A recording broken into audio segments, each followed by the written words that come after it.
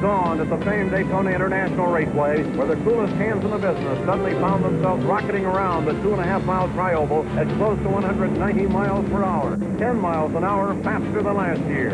3 or 4 years ago, we felt like we was right on the high edge, and everybody said they'd never run no faster, and here we are coming up here running 190, so I'd say 3 or 4 years from now, if they don't cut the engines back, we'll be running over 200 miles an hour. In front of these men, 500 demanding miles at speeds they haven't reckoned with before, in what promises to be a classic Daytona 500.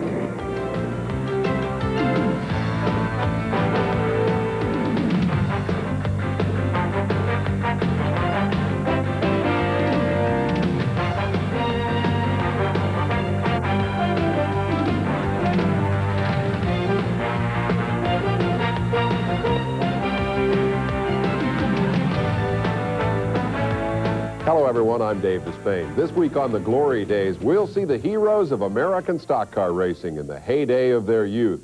We're reminded how kind the years have been to the likes of Richard Petty and Buddy Baker. The year is 1968, 10th anniversary of the Daytona 500, which has already built a tradition of big crowds, high speeds, and close finishes. Les Kiter describes the action. Your pit reporter is Chris Economaki. The 10th annual Daytona 500. The track is the same. The drivers are the same. The cars are a year younger, but it's an entirely different race. Cale Yarborough in a Mercury Cyclone established a new record to win the pole at 189.22 miles an hour. Alongside Richard Petty in a Plymouth with a mystery black top for those of you who like vinyl tops. Then there's Leroy Yarborough in a Mercury. David Pearson in a Ford. A.J. Foyt, Mario Andretti, and all the big names of stock car racing. The reason for the jump in speed, primarily aerodynamics. Many questions to be answered, however. The mental strain on the drivers, tire wear, fuel consumption, and can the car last 500 miles? Well, I think so. Of course, we've geared the car to run these speeds, and so the engine won't be working much harder, if any, than it was last year to run the speeds we were. We're just pushing less wind and have a little bit better tire to do it with. Do you find that there's more mental strain here than there has been in the past? Well, yes. Anytime you're racing at speeds up to 190 miles an hour, you have to stay alert and feel a little better than I do today. You just have to react so much quicker, and so you're coming up to any situation, you just don't have as much time to think as you used to. So you just have to be a lot more alert. Is drafting as important today as it was a year ago? Well, I think drafting is going to be one of the things that's not drafting of a different sort now. You don't draft real close right on someone's bumper like you used to. Something we're going fast enough now that the air is just not quite as effective as it used to be running, say, 175. I'd say the draft is going to be used a whole lot just to get them down the straightaway, even though we're having to run off in the corner so that we can get around there. So you're still going to use it right tomorrow. Anytime cars run close together, there's going to be drafting, but I think that everybody's going to really be cautious. In fact, these speeds, I think it's gotten to be a thinking man's game now. And there's plenty of thinking going on now as 50 of the best stock car chauffeurs in the business fire up and ready to pull off for the pace lap. Petty's number 43 Plymouth scares the front row with pole sitter Cale Yarborough's Mercury. Leroy Yarborough, David Pearson, Tony Lund, Bobby and Donnie Allison, Al Unser, Paul Goldsmith, and Sam McQuagg round out the top 10 qualifiers. And speed's the main thing on everyone's mind. During the race today, they'll start out probably, I think they'll exceed some laps over 190 miles an hour. The 189 is about as fast as I've run. You can't tell the difference between 185 and 190. As long as I've ever been coming here, it's always been hairy, and every year the speeds go up. I don't think there's going to be anyone running away from the pack, so you'll see 3 or 4 or 5 cars mixing it up all the time. They thunder for Johnny Bruner's green flag and launch the 10th annual Daytona 500 with foot to the floor.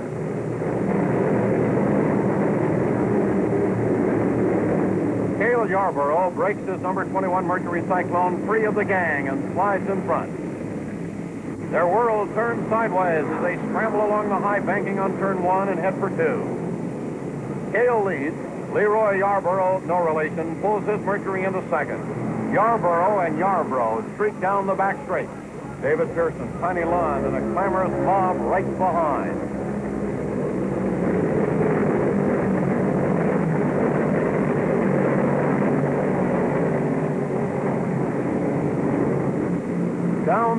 stretch to complete lap 1. Cale leads, Leroy next.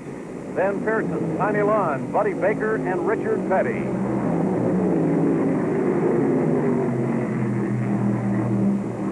Climb the turn 1 mountain, and Pearson is caught and passes Leroy for second place. Pearson's cooking in a 68 Ford Torino. Next target, Cale Yarborough on the horizon as they scream for turn 4.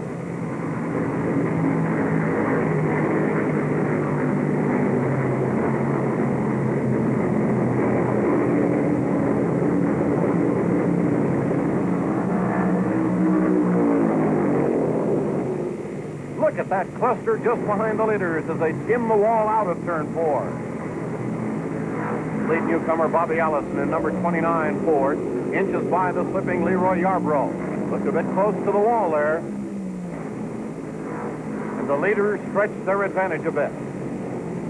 Still, Cale Yarborough with David Pearson in shadow. The caution signals trouble somewhere. Report is debris on the track.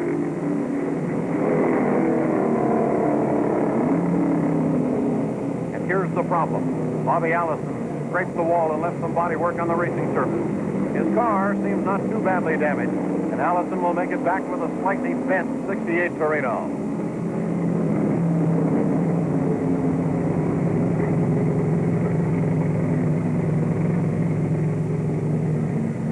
The early caution's an opportunity for everyone to fuel and change tires without losing position. Buddy Baker in the number 3 Dodge Charger and Pearson in the 17 Ford Torino take advantage of the rest, and so does race leader Cale Yarborough. Same Wood Brothers pit crew ministers to Yarborough's Mercury. Their reputation like a driver's is built on speed, and the Wood Brothers are fast. At the green, it's Pearson, the number 16, Tiny Lund, battling for the lead.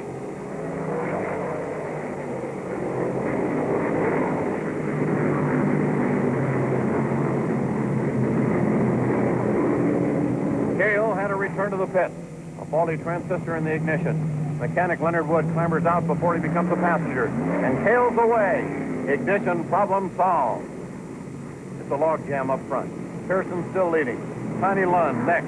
But here comes Richard Petty. Rapid Richard vaults into second as they sail into the third turn. Pearson's got the point, but the winningest stock car driver in history is right on his tail. Petty rewrote the record books last year, winning 27 of 48 races to the tune of $130,000 and setting a career record of 76 victories. We'll be back with more from the Daytona 500 in a moment. Richard Petty had a near miss early in the 1968 Daytona 500. Something flew up off the racetrack and hit the windshield right at the roof line. I think you're going to enjoy the spectacle of Richard in his trademark cowboy boots stomping that vinyl top back into shape. And if you look sharp, you'll see Dick Beatty, who is now the Winston Cup director. He was a pit road inspector back then, checking to see that Richard did it right.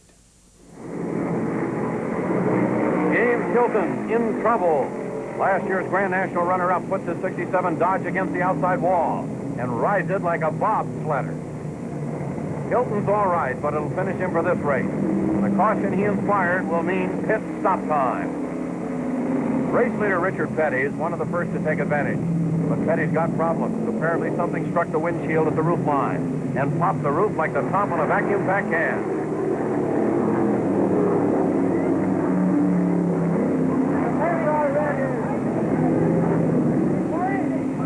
The trick is to strap it back down.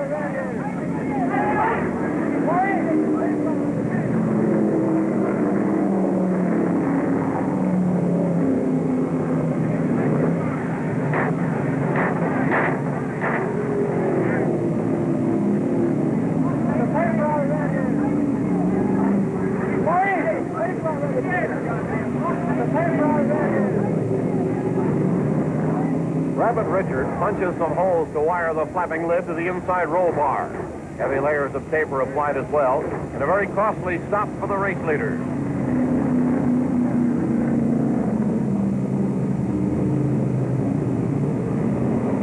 The rest rest of the front runners finish their caution flag stops and roar for the action. Petty's still pit bound. He'll lose the lead for sure. Out front now as the green waves them away again. A new leader, Leroy Yarbrough in the 26 Merc. Cale in the 21 Mercury pulls away, but pit stops to put him way down. He has a lot of men to pass before he catches Leroy again. Petty's back, but worse off than Cale Yarbrough. With all the pit stop reshuffling, Bobby Allison in the 29 Ford grabs second. Buddy Baker in number 3 next. Then USAC champ Mario Andretti, who won this race a year ago. Pearson's next in the 17 Ford Torino. Then Bobby Allison's brother Donnie in the number 66 Ford. And they're racing NASCAR style.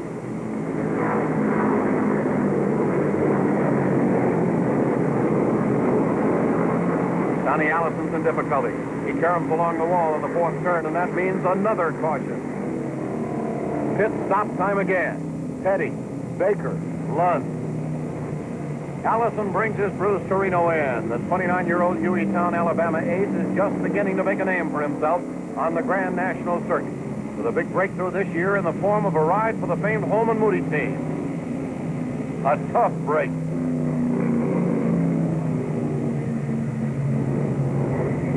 The Ray Fox team hustles over Buddy Baker's Dodge Charger. Baker's picked up some paper on his grill. A potential overheating cause quickly removed. With 50 laps gone, the lead has changed 10 times among 7 drivers. Andretti pits quickly. Here's Baker just ahead of Tiny Lund in number 16. Andretti hustles back. So does Cale Yarborough, but with some powerful distance to travel before he's back up there. And here's the battle. Baker in number 3 leading for the first time. Tiny Lund in the 16. Bud Moore entered Mercury driving a tremendous race. Welcome back to the Glory Days. We're reliving the 1968 Daytona 500 with narrator Les Kiter and pit reporter Chris Economaki. Buddy Baker and the defending race champ Mario Andretti are about to tangle, and after the proverbial great piece of driving, Mario puts on his diplomat's hat to explain what happened. Let's get back to the action. Leroy Yarbrough and Richard Petty lock horns as the laps wear away. And no decisive advantage belongs to anyone. Likeable Cale Yarborough calls on the Wood brothers again. This time with overheating, the wind-blown debris collected on his grill is removed and a hole cut to guarantee free airflow. Cale keeps his cool.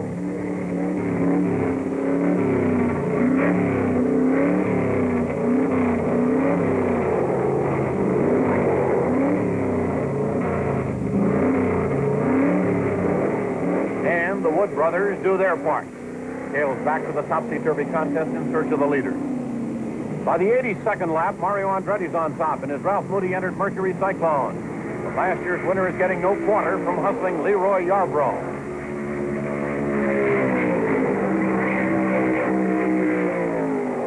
Cale Yarborough has the bit in his teeth, it appears. He qualified at a fraction under 190 miles an hour and seems bent on equaling that time.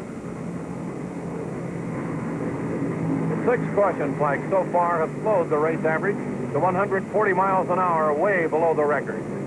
Leroy has dropped off the pace. Bobby Allison moves in to challenge in his 29 Ford. With number 21, Cale Yarborough has done an amazing job of coming through the pack as the laps pick off. And at almost 90 laps, Yarborough brings Andretti into his sights. Last year's winner and a Charger on the way up have at it. And Cale prevails, picking off Andretti on the back chute just before turn 3. Yarborough's back in command. Meantime, Leroy is involved with David Pearson, who's now 2 laps in arrears and charging for all he's worth.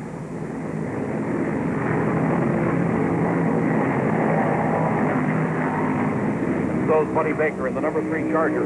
Young Buddy, whose dad was a front-rank driver himself, draws up on Andretti as they work through turn 4 and head for the pit straight.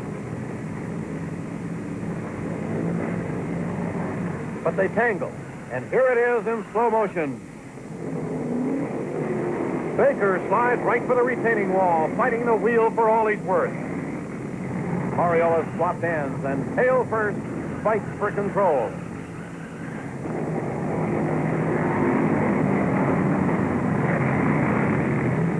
Andretti finally pulls out of it and seems okay. He's going to drive into the pit.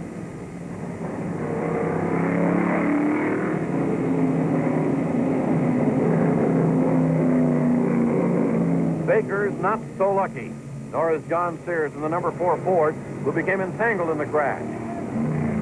It looks now as if everyone is all right except Sears, who sustained an arm injury. Andretti struggles for the pit where the Holman Moody crew can at least be happy their driver is okay.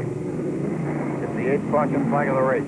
But for Mario, Buddy, and Sears, it might as well be the only one. Christy Konamaki talks with Andretti. Mario, from the looks of the car, it looked like he had quite a ride. What happened out there? Well, coming off the number 4, Buddy Baker and I got a little close, and I guess it took me right around. Are you okay? Yeah, I'm all right. Baker's battered Dodge is towed behind the pit. Sears' car, likewise, removed from the active area. Meantime, Paul Goldsmith, here finishing a pit stop, has moved his Plymouth into contention. And Bobby Allison is sticking in there, too, now running 4th behind Goldsmith.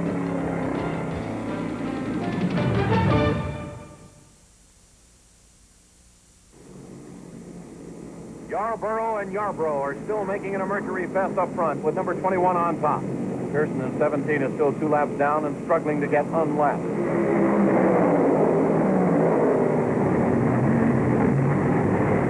But Leroy has other ideas, and with Cale his target, he further buries Pearson as they circle the 2.5-mile Daytona Tri-Oval at just under 184 miles per hour.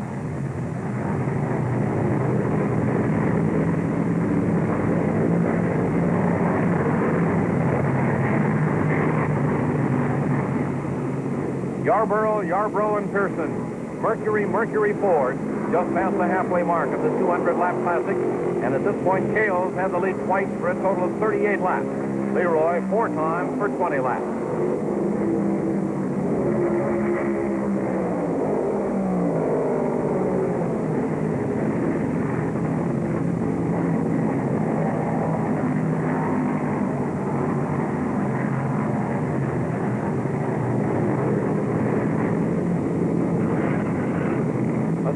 Coming out of turn 4. In slow motion, it's Jim Hurtubise, the number 56, and Earl Brooks, the number 75.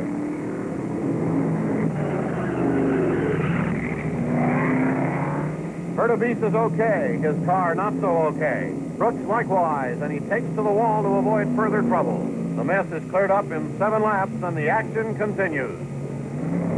In the waning lap now, and Yarborough pits. Wood brothers are fast as ever. But Leroy Yarborough is the pace setter now and averaging close to 183 miles per hour. Cale rejoins the battle, but he's down 3 places and will have to move.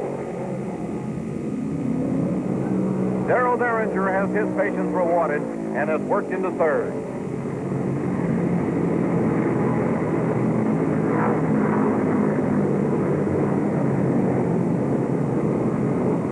Leader Yarborough knows he's being pressed. Slips by Goldsmith trying to open his margin on the fast approaching Cale Yarborough.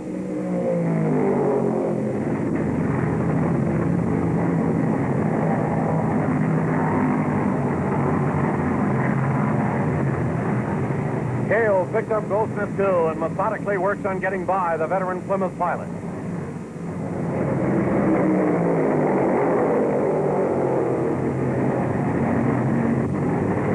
Goldsmith at 41 has successfully driven just about everything on wheels, with the motorcycle champ 3 years running.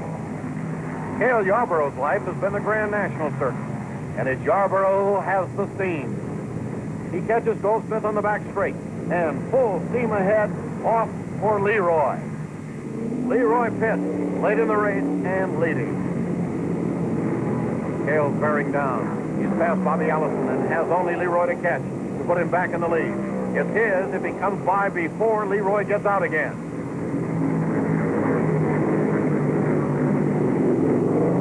But Yarborough's on his way as Cale's crew prepares to show his deficit.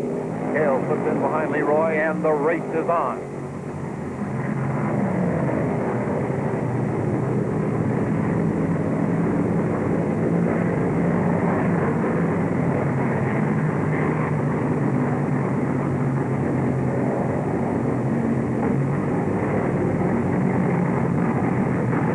Only laps to go before the 500 is checkered to a finale.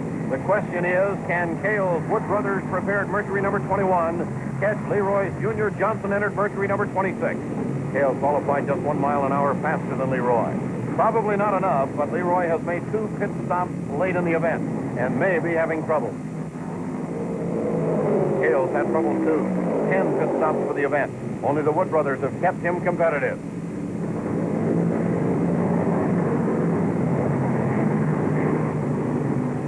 Cale's narrowed the margin. He's used the back straight several times today to improve his lie, and it might be his choice again. Yarbrough gives way. Cale has grabbed the lead with just 3 laps remaining. This could be one of the closest finishes in any of the 9 previous Daytona 500s. The question is, which Mercury's got it?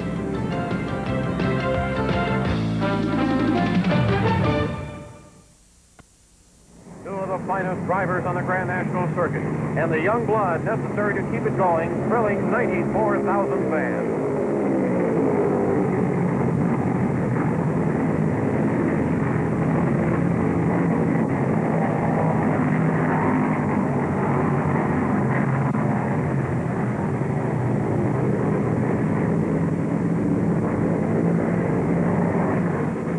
One lap to go, and restrained joy in the Wood Brothers pit. White flag tells Leroy it'll have to be this lap. Cale has the steam, though.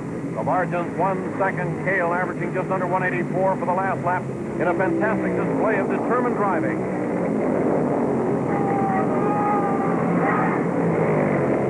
Bobby Allison was third. David Pearson fourth. Al Unser fifth. 11 caution flags kept Cale's race-winning average to a slow 143 miles an hour, but the $47,500 victor's purse was some compensation. And here's the winner, Cale Yarbrough, a happy man. Was it a tough one, Cale? About the toughest I've ever seen, Chris. Everything in the world went wrong, but these Wood Brothers and everything just held together, and I thank everybody for it. Did you have any close calls during the race? Not really any close calls on the racetrack, but we had a lot of little things that went wrong, and but everything came out just right. So before the race, everybody said 189 miles an hour was going to be a mental strain and a physical strain on the driver. Was it? You better believe it. My arms feel like they're just hanging on. Continued good luck to you, Cale Yarbrough. Thank you, Chris. The 1-2 Mercury sweep was worth a smile for plucky Leroy Yarbrough, who, despite his narrow loss, drove one of the best races of his career in what easily was a classic Daytona 500. Well, that was the first of Cale's 4 Daytona 500 wins. Leroy Yarbrough came back and won the next year, 1969. Now, in 1970, the speeds took another big jump, went to 195 miles an hour. NASCAR restricted the engines for the first time, a move they would repeat nearly 20 years later when Bill Elliott qualified at over 210. I'm Dave Despain. We'll see you again next time on the Glory Days.